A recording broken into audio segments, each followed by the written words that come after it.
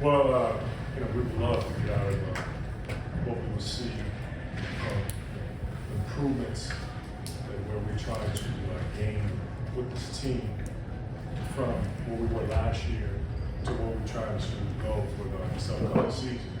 And I think it's great to have a chance to go to Europe, not only use it as an educational trip, which in my opinion, some of the best education is in travel. And you go to a place like France and Greece, you get a chance to really explore and learn a lot about the cultures. But then we also get an opportunity to play 3 games, which I feel is a wonderful opportunity for our guys to get a chance to measure where we are at this moment in time of our season, not season, but our team, and then seeing what areas we can improve on as we look forward to this upcoming season. What would you tell the football team this week? That's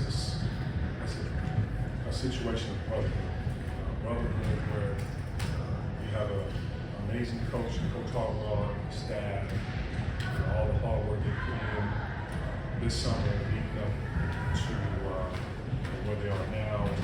I'm sure where their goal as far as where they're trying to go as a team, knowing that I'm sure the end goal is championship. That's what we all try to compete for and win. But it's nice to see a great staff and players bought into the staff and seeing that connection. And I've always been one of those people that have been a big fan of football and a huge fan of the Michigan football. Back to the exhibition games, I guess how will you treat them? They're exhibition, they don't count, but there's a scoreboard and you're competitive, I guess, as far as how many guys play and things like that. But yeah, everyone will get a chance to play. And that's what's the beauty of this summer is we've been working hard. Guys have been putting in the time, whether it's on their own, when we're not allowed to be together as a team, or when we are together as a team, seeing whether it's being in the weight room, getting stronger and faster, whether it's getting in the gym or getting their extra work on their own. But then when they're with us, developing what is asked of them, what their roles will be. But it's nice to see that this summer, with all the different lineups that I'm gonna throw at, different rotations, and everyone getting a chance to play. I can see how what this team will look like. Hopefully, as we come back from those 3-game trip, but then as we have September, we get a little 4-hour work in per week before we have our first practice. Do you know anything about these teams that you're playing, or what they are, or who they are? I know some team. I know our first team that we played in France, and I did not want to say their name and mispronounce it, but I would say this: I know they have 4 players that played in the NBA, and I think that is great. It's great to get a chance to play against experienced guys that are professional men.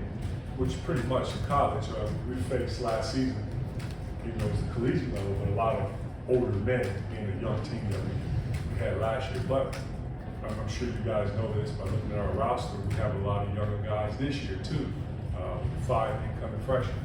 But I think that's why this summer is a very critical time for us to add to our culture. What our culture is family being first. And when you're away from your main family members that you spend your lives with, and you get a chance to be with guys that you call your extended family, your brothers, for 10 days, I think this is the best bond that you can ever get.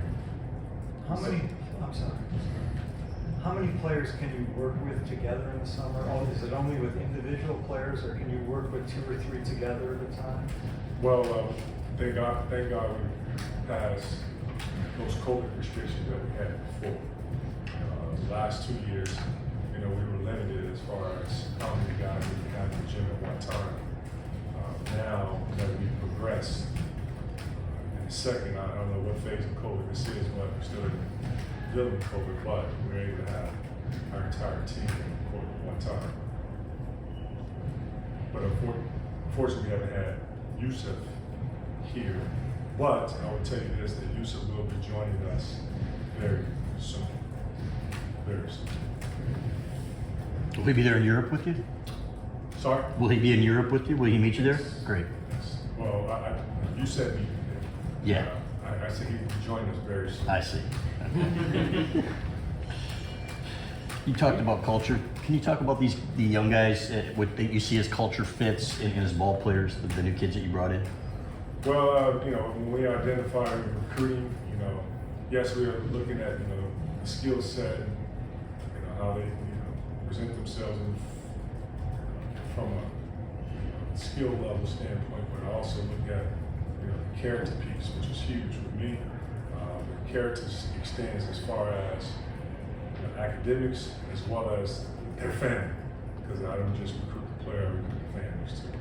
And each guy has been chosen, and they have committed to buying into the culture, because the culture has been explained to them before they step foot on campus. So you have a choice, and you bought in from the beginning. You signed up for this. Now it's time to get uncomfortable. What kind of a player do you think you have in you, and how did he sort of come on your radar? What kind of interactions did you have with him in the process?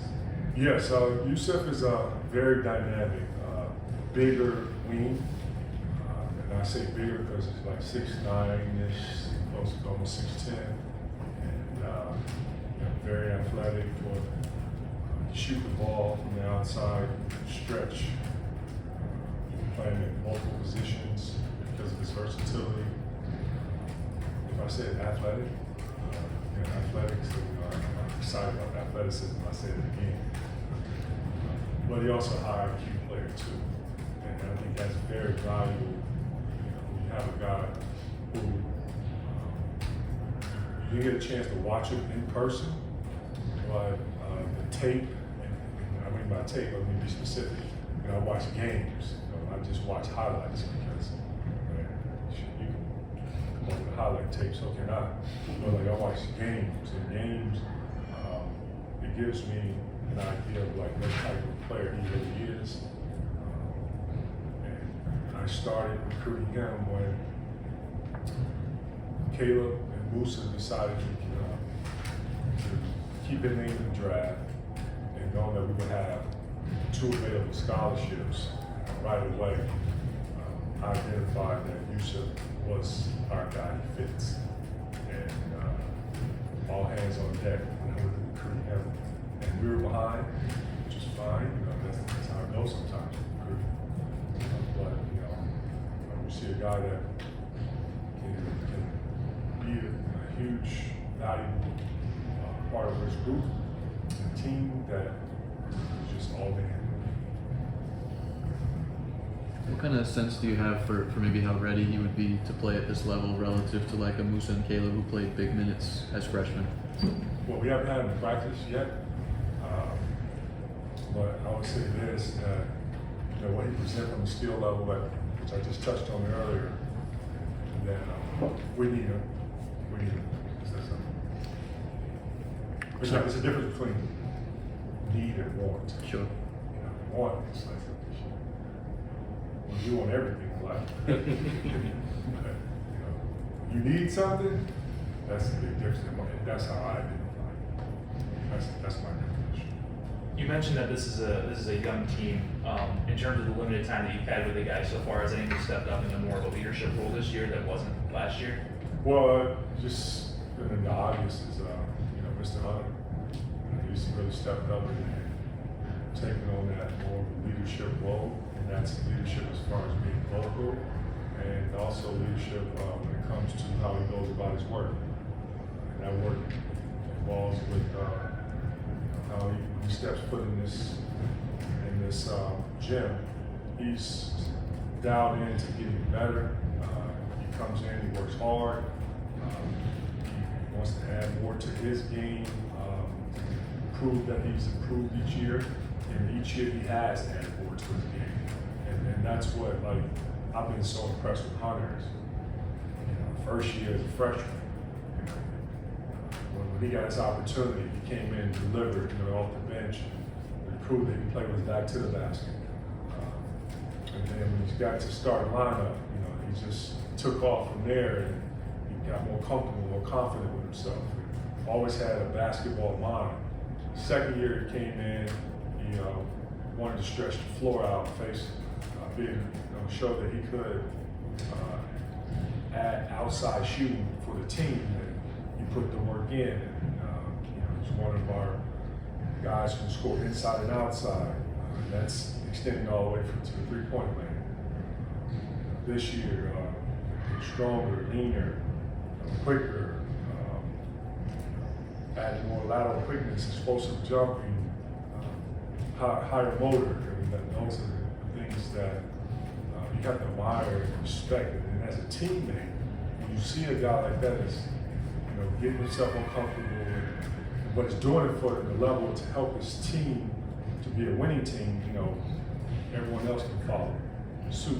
And it doesn't mean they're doing the same thing, but they're just, making sure that they are doing their part as far as holding up their end of the market. Several guys have talked about Kobe Buffkin, how he's really grown this offseason. How have you seen his ascension since the end of last year? Yeah, I've seen a ton of growth from Kobe. And Kobe knows that there have been guys in our league, and I'm speaking of the Big Ten, that have made second year jumps. We've also had a guy on our team that has made a huge second year jump, and that was Franz Wagner. And Kobe looked at this as an opportunity for him, and he knows that we're going to need him. He's going to give him more of an opportunity to get more minutes.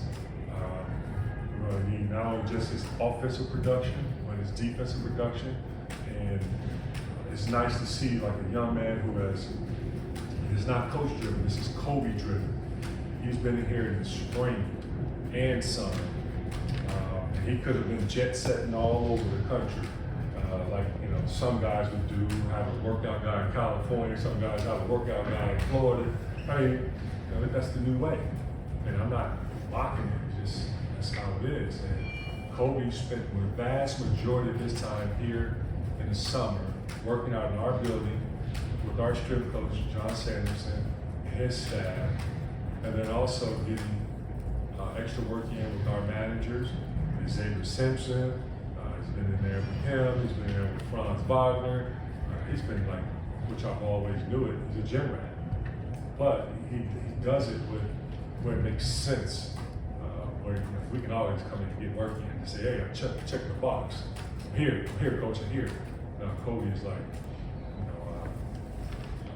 I want to get better. I need to get better, I need to get stronger.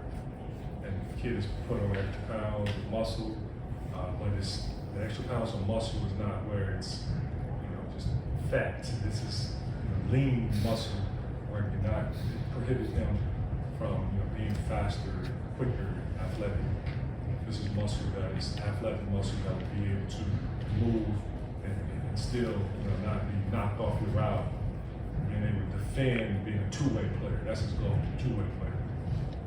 Yeah, and that speaks for a lot of other guys. So since we talking about Kobe, Terrence Williams will have a bigger role. If you look at Terrence's freshman year to where he is now, you're like, whoa, this kid has reinvented himself. He got leaner, faster, by the numbers, shot 39 versus 38.5, which I rounded off, 39% from three. He's going to be another one that's going to have a larger role. Look at Jace. Jace is Jace, steady as it comes, but I'm seeing his mid-range shot become a little bit more consistent instead of just laying and just being a guy who just can shoot spot up threes.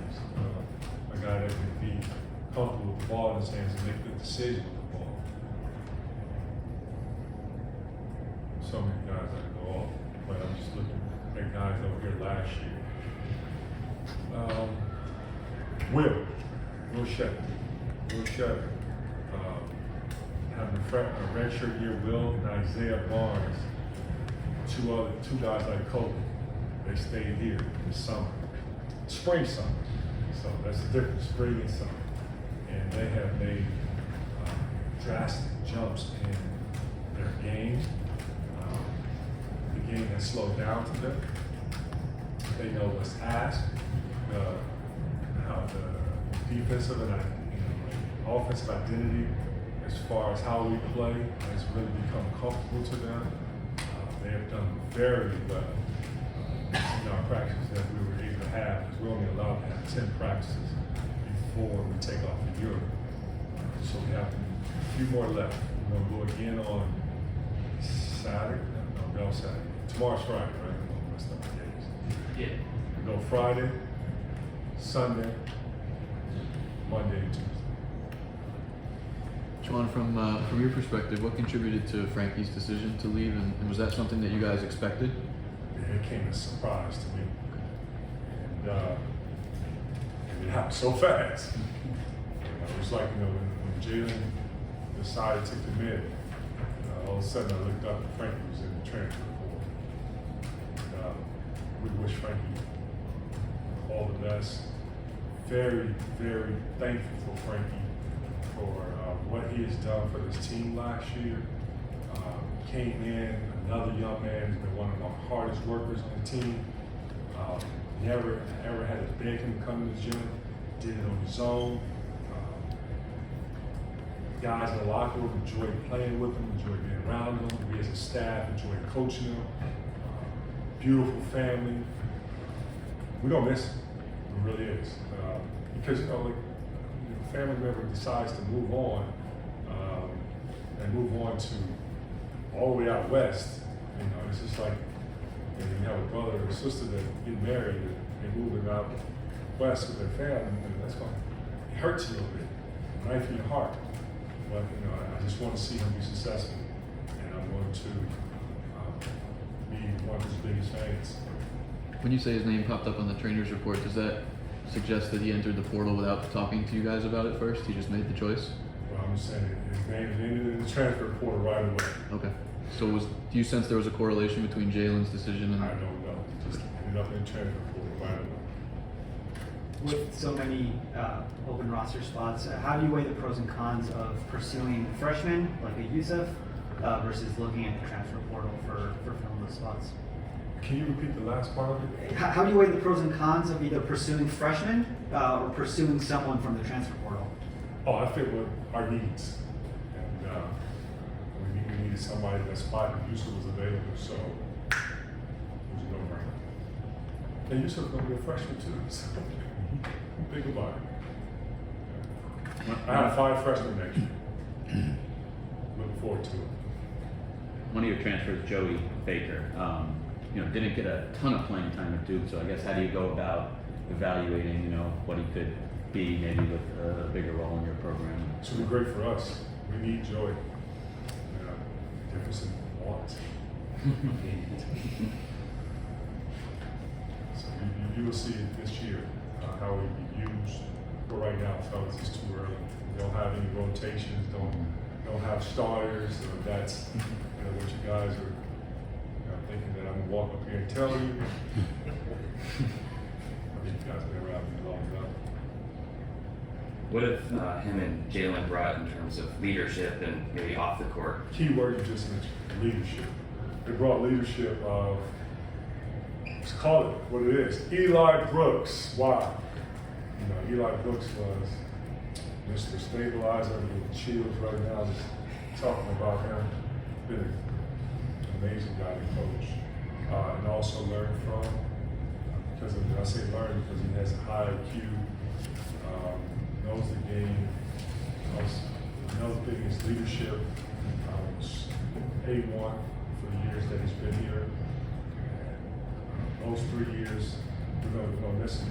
And have a guy like Jalen and Joey step out into their experience. Guys that have played, Joey coming from Duke, A5, Power 5 conference. And then you have Jalen, who's 4 years in, starting guard at Princeton. They know a lot about college basketball. It's nice to have those type of guys, not just be out there on the floor with their skill set, just helping in the offense and the defensive end, but also great locker room guys. And that's so critical. Knowing from my experience of being a former player, that locker room is so big. Not how small it is and how big it is, but can have the guys that enjoy being around one another, and things get a little out of whack, guys know how to reel it back in. When another coach out there on the floor, and I don't have to micromanage everything. It's good to have two guys like that. That's a part of us. We call they are one of us. So that's how they have adjusted to this culture right away. You're gonna need.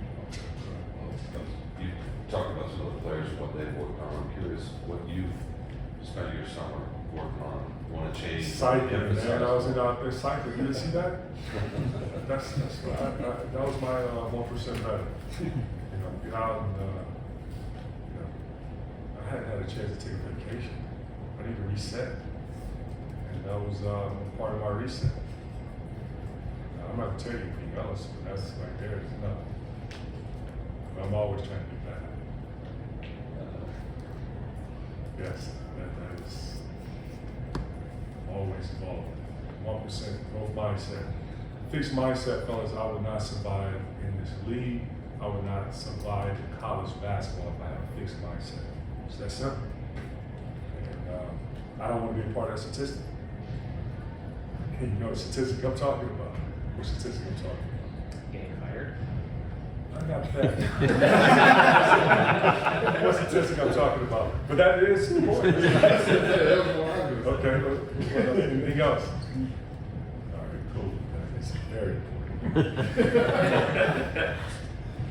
You're gonna need Jeff, I would assume, place right away. How ready do you think he is for this next step? Yeah, he's coming along very well. They're like with freshmen, there's so much that's thrown at you so fast. Different terminology, the speed of the game, the strength, and then this is something that's only a few had to deal with, and that the vast majority of college basketball players have never experienced is playing for the top. So that is not an easy at all transition, and not making an excuse for him, but he has embraced it. And so when you see a young man that, like yesterday, I'm leaving, and I was the last one to leave at like 6:30 yesterday, and we didn't have practice. And so the guys, they had a nice little yoga session, and then I heard a ball bounce. Damn, who's in there? I peek in, open the door, but I can't watch him work out. What? Oh, it's Jen. And Jen's in there getting extra shots up. But he's a young man that, with his skill set, what he has is what we needed. Is shooting, playmaker, big wing playmaker. He's now has grown. He's almost up to 6'8", 6'7" legit. Shoes on, play with shoes on at 6'8". Stretch the floor. Key with him is going to be 1% better is, at times he loved to make the play. Like what the play is, like he wanted to make the play for someone else. So trying to teach him how to, which he is embracing, about being more aggressive offensively. He wants to make the play. Hunter gonna love playing. I'm like, damn, he must have 3 straight turnovers trying to feed the ball into Hunter, and 2 of the 3 he could have shot the ball. That's not a selfishness of Jay. How much can he lean on Jace for the first part that you're talking about? Just playing for that. How much has he already? I'm sure they've had their conversations, and that would be one of his 1% better as far as communicating with his not only brother, but that's his best friend. And, I'm sure he's going to lean on Jason a lot, but I would say this: I would love to give a shout out to the McCaffreys, Connor, and Pete. What's his name? Patrick. What 2 beautiful people. They've been great with helping, my boys with their transition from playing for their father. And I didn't put them in contact with one another. And, Jace Jason was the first person that reached out to them. I thought that was so mature of him. The next level forward thinking that I am not smart enough to try to, do it on my own. And it's good that those brothers have really helped our boys in their transition from playing football. Have you ever talked to other coaches who've done what you're doing in that same way? Whether it's Fran or somebody else, I mean, lots of guys. Yeah.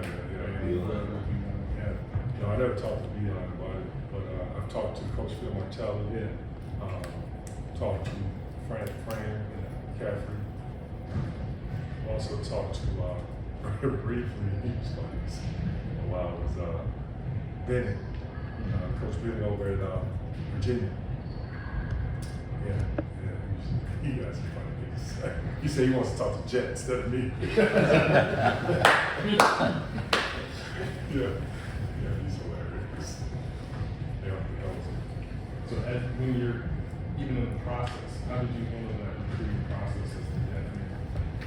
When Rick Barnes is talking to the family, are you part of that discussion? How do you, do you have to excuse yourself from the room? Right. No, it's kind of one of these uncomfortable moments, I guess, for both sides. But what I really admire and respect Tennessee, Rick Barnes and his staff, was that they went all in and they got uncomfortable. And it wasn't in the beginning uncomfortable to them. And I never forget one of the assistants sharing that information with me. But, which is true, I was going to make the Jet, not make, excuse me, let me correct myself, allow Jet to make the best decision for him. But at the same time, knowing that in my heart, I want to coach him. And if he decides to choose a different school, I was still support him, be his dad, I love him, and I was gonna buy a t-shirt wherever school that he played for and wear it proud. And then if we ever would have played him, we were just gonna kick his ass. but saying now all that, the recruiting process for my wife was the person that ran it, and I trust her decision. My sister-in-law, who played college basketball at UAB, she went on recruiting visits, joining my wife. And then there were time when we were in NC State, that was like a family reunion. There was a lot of family members that was there with them to join on an official visit. But they always reported back to me the notes that they gathered. And then I talked to some of the head coaches, Patrick Ewing, Coach Keats, and then also obviously Coach Barnes, he called and we've had really good conversations. And I believe one other coach on. But it was kind of weird a little bit. But I told them that we're not gonna waste their time, and which we did. And at the same time, that Jet is going to make the right decision for him. And he was going to lead in that Tennessee direction. I had to go to recruitment and kind of rev it up a little bit. So I'm like, man, but we really need him. We can't lose him. What are the challenges defensively with such a young team? And do you think you can be better defensively this year, even with so many new guys? That's our goal. Yeah. Yeah, that's going to be our goal. It's one of the big areas that we love to improve on. Wasn't too happy with the defensive numbers last year.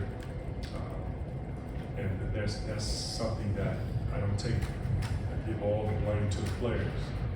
I'm the first person.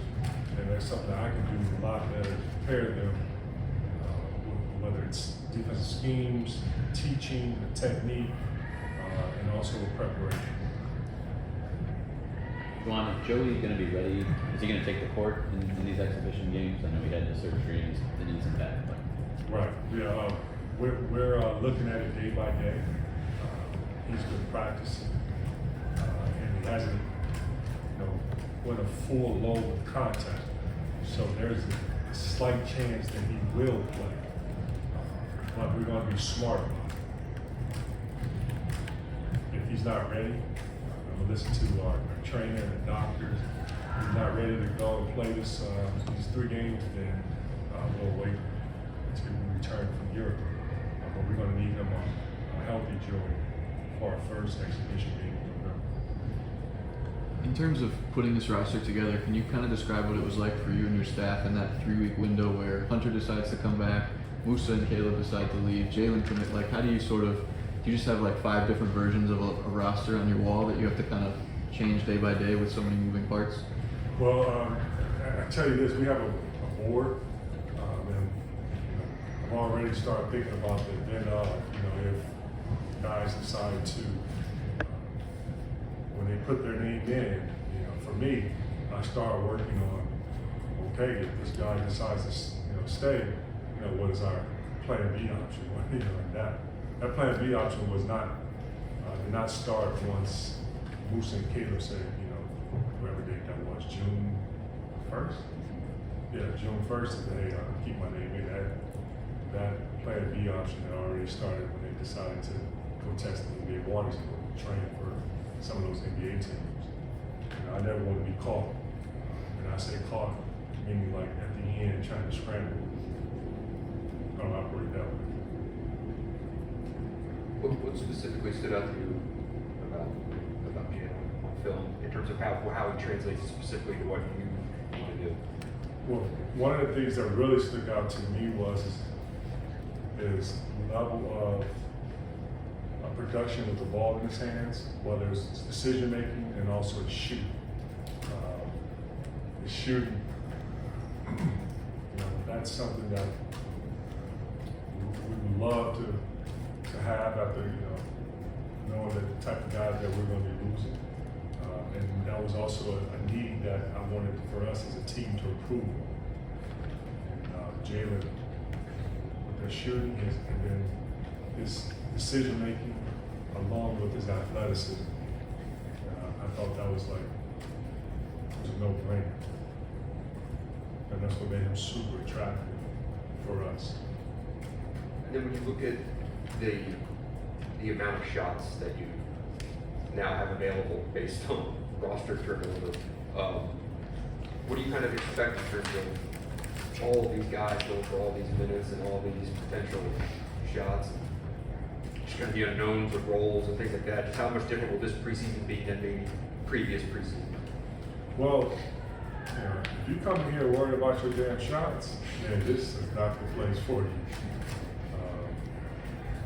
If anything, guys, and they've heard it, what's going to get you on the floor is how well you pick up on what's asked of you from the offensive and defensive side of the ball. And if anything, what I care about the most is defensively, how well you can guard. Offensively, our offense is based on sharing the game. And if you look at our history from the time I arrived here, each year we've had at least 5 guys. Last year we had one guy who averaged 9 points a game. So first year was 5 guys. Second year I think it was 6 guys.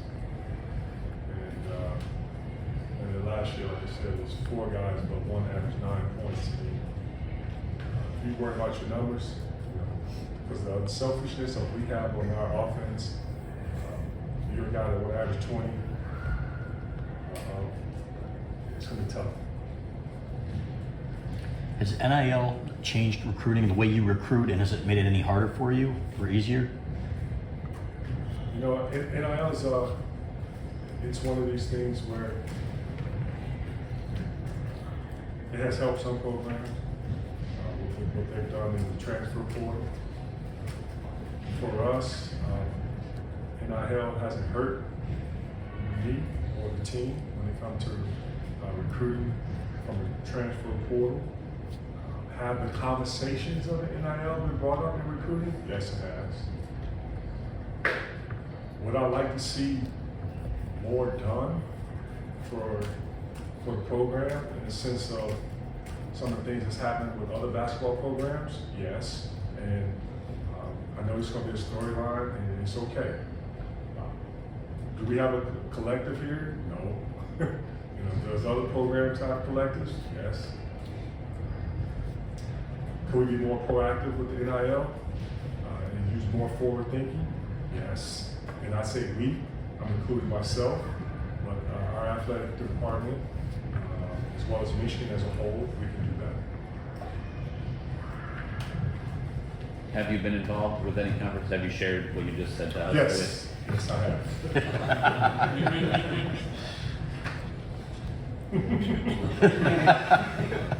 Anybody have anything else?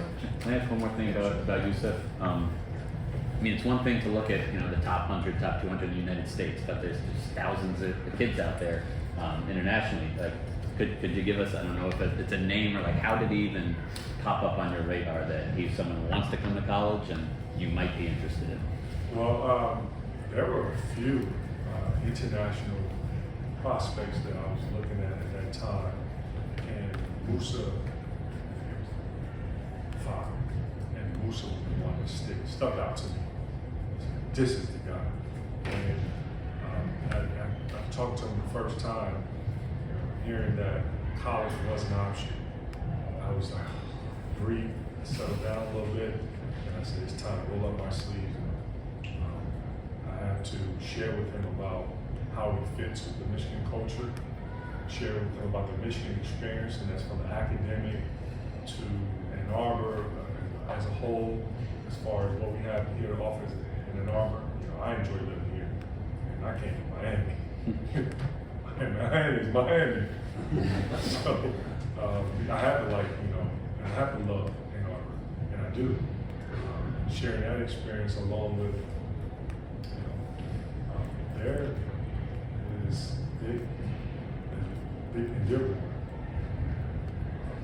big community, large community of Lebanese, and that right there, I'm sure was very attractive to Yusuf and his family. That's going to happen. No, call it over Yusuf. His nickname is Yo-Yo.